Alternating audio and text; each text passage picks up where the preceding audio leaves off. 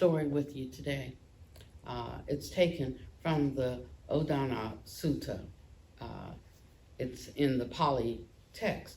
And it is a story about love and how to love even under some of the most trying circumstances.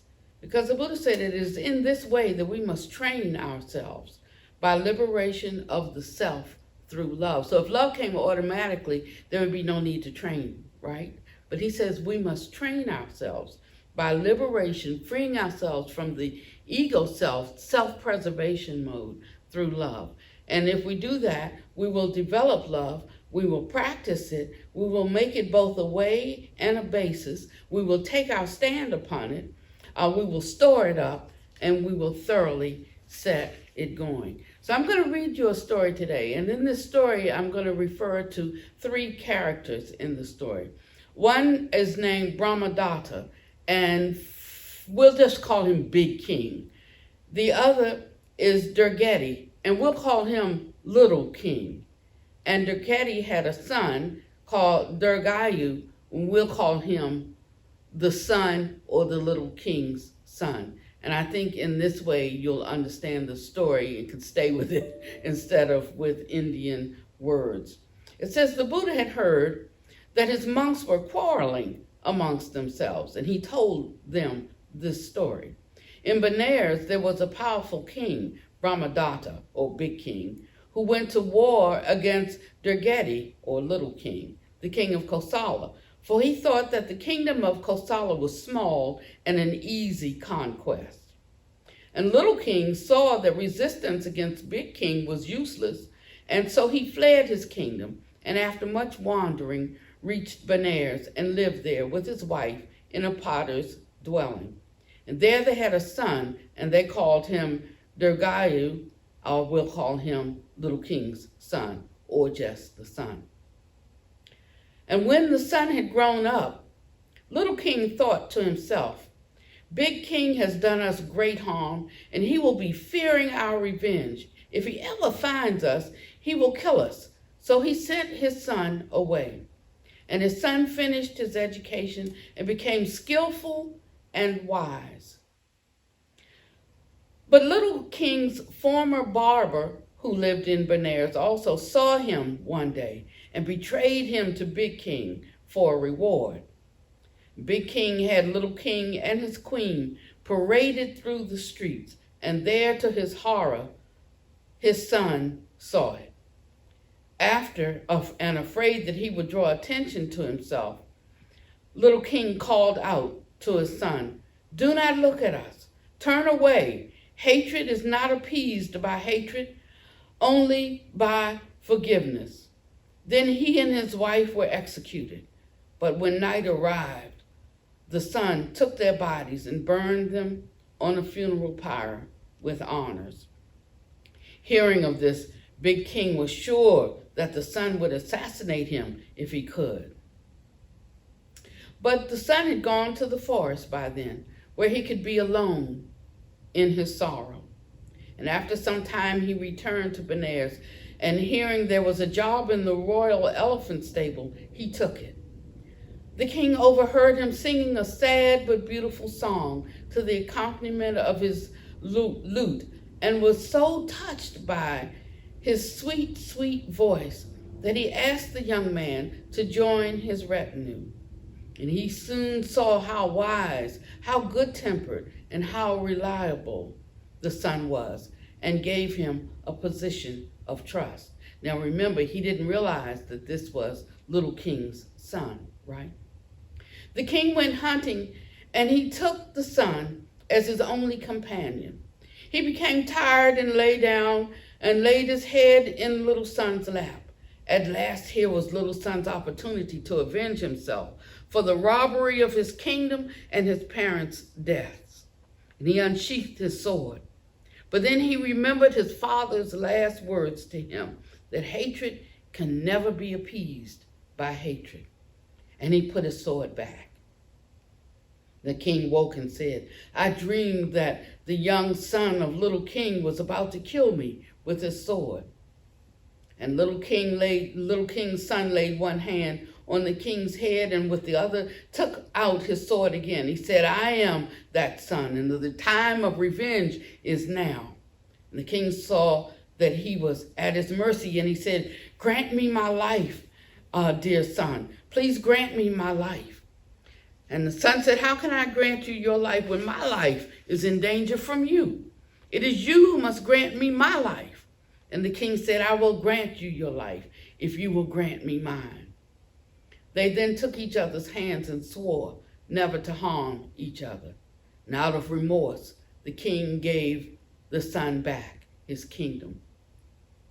The Buddha ended his story with the comment, now monks, if such can be the forbearance of kings who are used to ruling by the sword, so much more must you let your light shine before the world. And I think it's a wonderful story because it brings up many things that we have to think about in our own life, in the moment. Reading a story is good. You say, yeah, that was noble, that was fine. But the question is in the moment, when we have the opportunity to show mercy, in the moment, when we have the opportunity to overlook a fault or forgive a slight, in the moment, when we have an opportunity to start over again, to apply the salve of love to a tough situation, the question is, can we do it? Are we even willing to do it? Should we even think that that's something that should be done? The ego teaches us about self-preservation. All the time we're looking at what do I need to do to protect myself? But he's teaching us another way we can live in the world, a way that we can not only have outer peace and harmony, but that we can have inner peace. Have you ever been upset with someone, or you had to take an action that you didn't find to be that comfortable for you, like in your heart, but you felt that that was the only way that you could handle it, to not be taken advantage of, or to not be used, or to not be thought a fool, and so you went against your own heart, and you did that thing, you took that action, but your heart always troubled you about it. And so the opportunity comes to make peace, to forgive, to set it aside. They call it covering it over with grass in the Dhamma. How could you live more happily and more peacefully, just from the inside out, if you were able to be more loving and more forgiving? It's easy to love people that love you, but the question is, can you love those that don't love you? And so that's why he says we must train in offering that kind of love. And so I hope you use this story today because we need it so desperately. We need skilled people who are trained, who are disciplined, who actually have vision, who have understanding, and who really believe that love is the answer to our problems. Because what love does, it frees the mind to come up with useful solutions, to ways that we can be together and more than tolerate one another, but we can take the time to really understand one another, why a person thinks that way, why they hold a certain view. Sometimes if we've heard their story and seen how much they suffered, then we say, oh, I understand. But do we always have to hear the story? Can we afford or allow or extend a certain grace without having to hear the story? If we train in this way, we will find our lives are happier because we become more contented inside. We become more peaceful inside. Some things may be going on in our life that don't feel that good. Nevertheless, we will understand that we've just had an experience that wasn't pleasant. Some experiences will be pleasant, some will be unpleasant. We understand that this is the nature of life in samsara. And so I'd like to end with a saying and then give you an invitation to walk the love walk with me today as we go into a short singing meditation. You have embraced the life of a seeker. You must show yourselves to be forbearing and generous. So no more altercations, no more arguments, no more disunion, no more quarrels.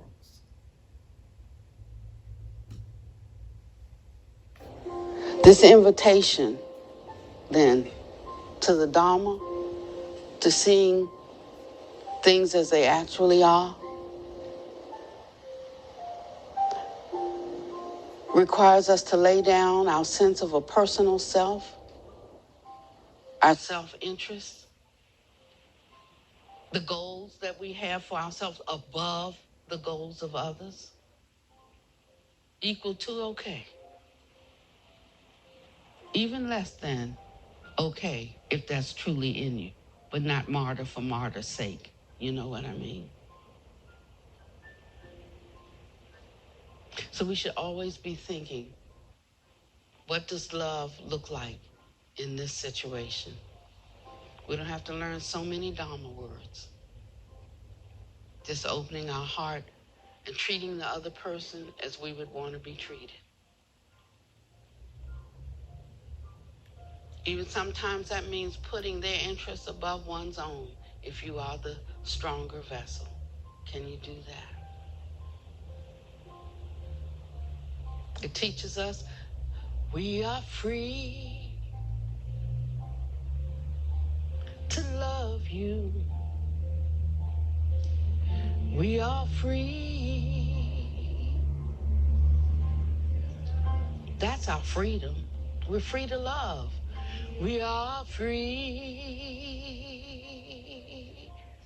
to love you now. That's our freedom. We are free. We are free to love you. We are free to love you. We are free to love you right now. And when we love, we want to serve. We are free to serve you. We are free to serve you. We are free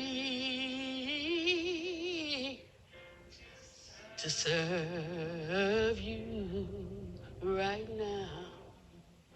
Can you sing with me? I am free to love you.